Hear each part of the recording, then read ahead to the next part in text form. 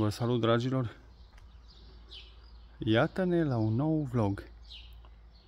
L-avem acolo în prim plan pe Manuel. Cine? L-avem acolo în prim plan pe meșterul Manuel. Bă, asta e bere germană. Bere germană. No, m-a rugat Pătru și cu Manuel să-i ajut la o treabă. Bă, hai că vă ajut. Și cum e că precenii și frații când te roagă ceva, nu poți să-i refuz. Și fii atent la ce m-au pus să-i ajut. Să le fac aici niște linii pe pereți. Eu n-am știu că pot să fac pe Caravaggio sau Picasso. Chiar nu m-am gândit să fac vreodată așa ceva cu mâna, fără să pun bandă. Vedeți ce am făcut?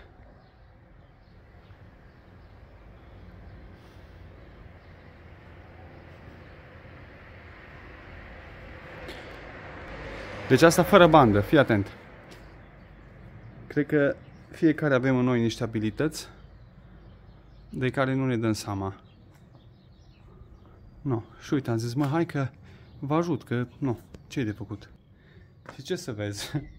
Cu mâna, pur și simplu, fără nicio hârtie pusă, uite ce am făcut. Deci chiar nu mă gândeam să fac așa ceva. Dar nevoia câteodată te împinge să faci lucruri pe care nu te-ai gândit să le faci vreodată. Da, deci uite, vezi ce a ieșit. Uite cât e de fain. Totul refăcut. Mă doare spatele că am stat pe schela asta.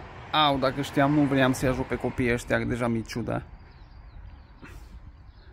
Și fii atent ce trebuie să mai facem. Și aici trebuie să facem linii.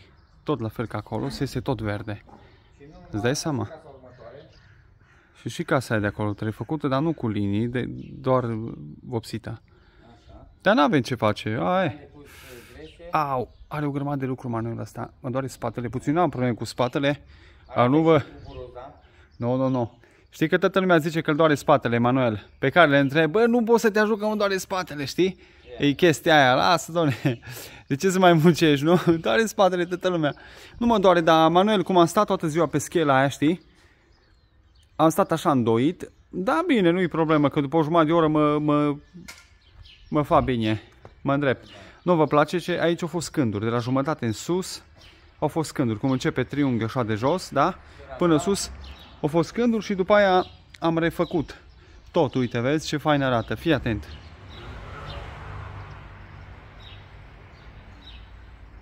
Fii atent ce a putut face, da? Cu răbdare, mergi la mare.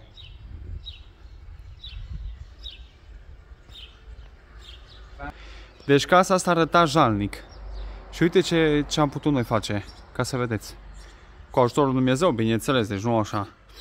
No, și cam asta e. Facem liniile, dăm schela jos și asta e căsuța. O să iese foarte fain. Deci aici a fost dezastru. Nu așa. Și balconul ăsta, aoleu ce jalnic arăta. Da, casă bătrânească. Casa are undeva la 300 de ani. Dar e făcută, vezi ce înseamnă, ce faineasă. Rămâneți aproape să vedeți ce mai putem face. Cu ajutorul lui Dumnezeu, bineînțeles. Dragilor, vă mulțumesc mult că ne urmăriți. Vă mulțumim foarte mult pentru comentariile pe care le lăsați. Nu, Manuel? Ha?